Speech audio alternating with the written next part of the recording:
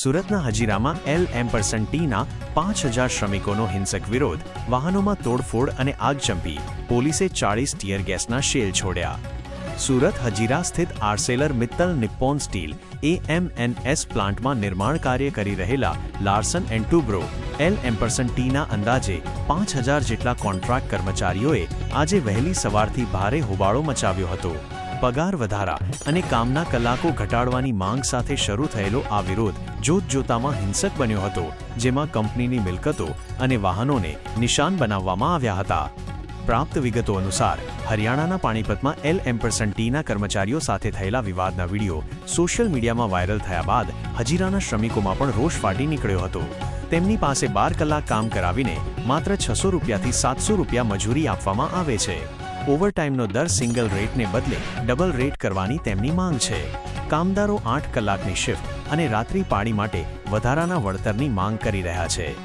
સવારે જ્યારે શ્રમિકો એકઠા થયા ત્યારે મામલો બિચક્યો હતો.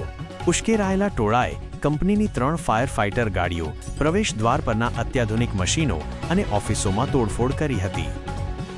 ફાયરિંગ હજી સુધી કર્યું નથી, ટીયર ગેસથી જ કંટ્રોલ કરેલા છે.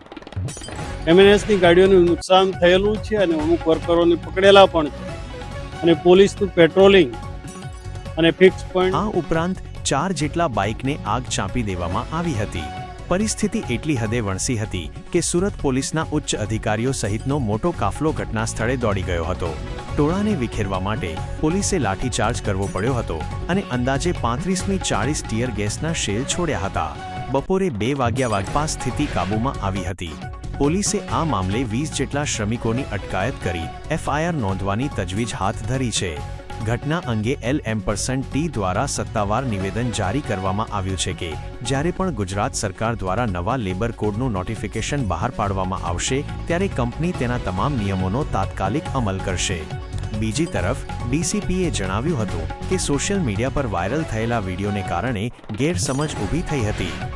શરૂઆતમાં પોલીસે સમજાવટથી કામ લેવાનો પ્રયાસ કર્યો હતો, પરંતુ પથ્થરમારો શરૂ થતાં કડક કાર્યવાહી કરવાની ફરજ પડી હતી. હિંસક અથડામણ અને પોલીસ એક્શન બાદ હજારોની સંખ્યામાં શ્રમિકો પ્લાન્ટ છોડીને રસ્તા પર નીકળી પડ્યા હતા. હજીરાના મુખ્ય માર્ગો પર શ્રમિકોની લાંબી કતારો જોવા મળી હતી.